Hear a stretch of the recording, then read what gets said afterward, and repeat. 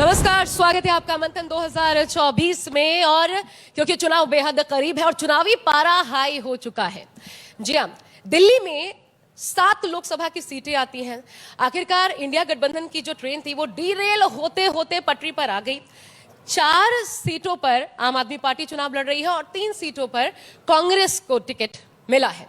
और बड़ी बात यह है कि इसमें जो सबसे हाई प्रोफाइल सीट है यानी नई दिल्ली सीट, वहां से एक बहुत वोकल चेहरा, जो कि मैं ये कहूं एक्टिविस्ट रह चुके हैं, जो एक आईआईटी दिल्ली से पढ़े लिखे, जो दिल्ली यूनिवर्सिटी से जिन्होंने लॉ की पढ़ाई की, एक जाने माने प्रसिद्ध लॉयर भी हैं, एमएलए रह चुके हैं 3 बार मालवीय नगर से, और अब सांसदी का चुनाव लड़ने जा रहे हैं।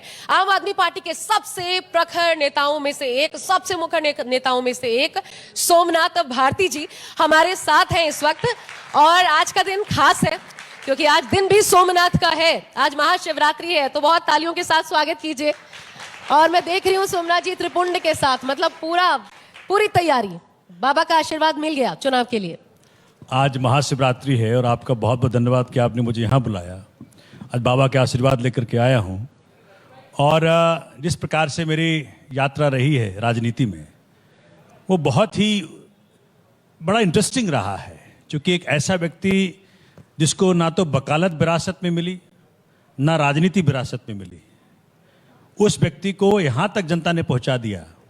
3 बार विधायक बना दिया।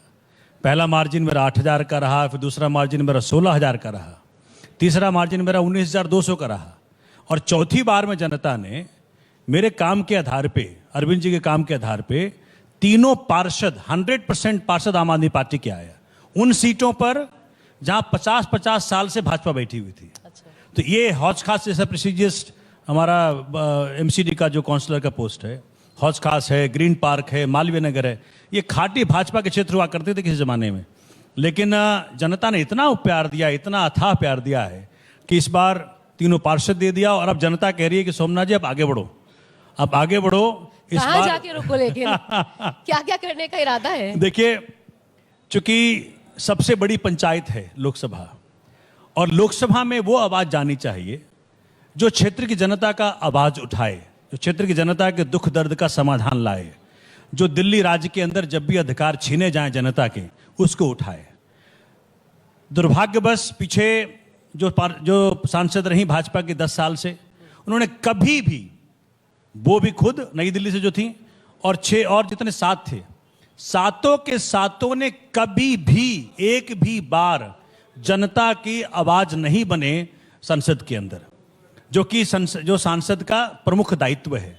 इसलिए इस बार दिल्ली राज्य की जनता की मुसीबतों का समाधान लाने के लिए, आप सोच सकते हैं, 70 में से 62 सीटें जनता ने दी केजरीवाल जी को। 62 सीटों वाला मुख्यमंत्री, अगर उसे सरकार चलाने में तकलीफ हो, इससे बड़ा दुर्भाग्यवश क्या होगा। सरकारें किसी की भी आ सकती हैं, दिल्ली में कल भाजपा की सरकार आ जाए, केंद्र में हमारी सरकार आ जाए। डेमोक्रेसी को हमेशा आगे रखना चाहिए। जब डेमोक्रेटिक तरीके से चुनाव मुख्यमंत्री है, अगर आप उसके अधिकार छीनेंगे, दिल्ली की जनता ने कार दिया केजरीवाल जी को और कार का ड्राइवर कंट्रोल करती है भाजपा, तो कहां से कार चलेगी? ये तो केजरीवाल जी का आईआईटी खड़गपुर से वो भी हैं, वो तो उनका दिमाग इस प्रकार का, इतने इंटेलिजेंट हैं, इस कारण से सरकार चल रही है। फिर भी लेट लतीफ हो रही है, समस्याओं का समाधान आ रहा है, थोड़ी लेट लतीफ हो रही है। दिल्ली में तो 62 सीटें, लेकिन लोकसभा की जब बारी आती है तो सुपड़ा साफ क्लीन स्वीप हो जाता है। क्यों? नहीं, देखिए, इसके पीछे भी तो बड़ी वजह, ये तो मैं कह रहा हूं आपको, पिछली बार जो चुनाव हुआ उसके और मायने थे, इस बार का चुनाव का और मायना है। एक तो एंटी इनकम्बेंसी बहुत भयावह है भाजपा के खिलाफ, नंबर 1। नंबर 2, जिस प्रकार से दिल्ली की जनता के अधिकारों को छीना गया बार बार, मतलब आप सोच सकते हैं कि जब बेटियों के लिए हमने सीसीटीवी कैमरा लगाने की ठानी, तो माननीय मुख्यमंत्री को एलजी हाउस में जाकर के धरना देना पड़ा। मुख्यमंत्री केजरीवाल साहब को, सिसोदिया साहब को, गोपाल राय साहब को, जैन साहब को जाके धरना दिए, तब जाकर सीसीटीवी कैमरा लगा। नाम किसका हुआ? दिल्ली आज के तारीख में सबसे ज्यादा सीसीटीवी कैमरा वाला शहर हो गया है। इतनी सुरक्षा का वातावरण हमने देने का प्रयत्न किया है। तो ये सारे जो जो व्यवधान आ रहे हैं, जो काम करने में तकलीफें आ रही हैं, उसका समाधान यही है। तो ये तो जनता भी जानती है ना कि अगर आप इतना काम कर रहे हैं तो फिर क्यों, क्योंकि 3 टर्म तो कम नहीं होता। जनता जानती है हर बार अगर इतनी सीटें आपको एक विधायकी में मिल रही हैं तो फिर सांसदी में क्यों नहीं मिलती, वहां पर एकदम क्यों क्लीन स्वीप हो यही तो जाता है? कारण है, मैं बता रहा हूं। इसी कारण से कह रहा हूं कि वो पिछली बार कुछ और था, लेकिन इस बार संसद में सांसद वो चाहिए जो दिल्ली की जनता के लिए लड़े। जब दिल्ली की जनता के अधिकार छीने जाए पार्लियामेंट के अंदर, ये सातों सांसद एक भी न खड़ा हुए कभी भी। जब बेटियों के साथ अन्याय हो रहा था, कहां खड़े थे ये? मैं आपको एक वो बताती हूँ इंसिडेंट। सरोजनी नगर मार्केट में मैं थी और वहां पर, क्योंकि जाहिर तौर पर पत्रकारों का काम है थोड़ा पता करें, क्योंकि सबसे हाई प्रोफाइल सीट है, मुख्यमंत्री वहां से आते हैं, वहां से मंत्री आती है मीनाक्षी लेखी, तो वहां पर मैंने देखा अवस्थाएं बहुत थी। मतलब ये ऐसा है कि लगभग 1 लाख के करीब सैटरडे संडेज को, वीकेंड्स पर देखिए 1 लाख के करीब वहां पर लोग पहुंचते हैं खरीदारी करने के लिए, और बाकी दिनों की बात की जाए तो 50-60 हजार से कम नहीं पहुंचते। 9 से 10 शौचालय।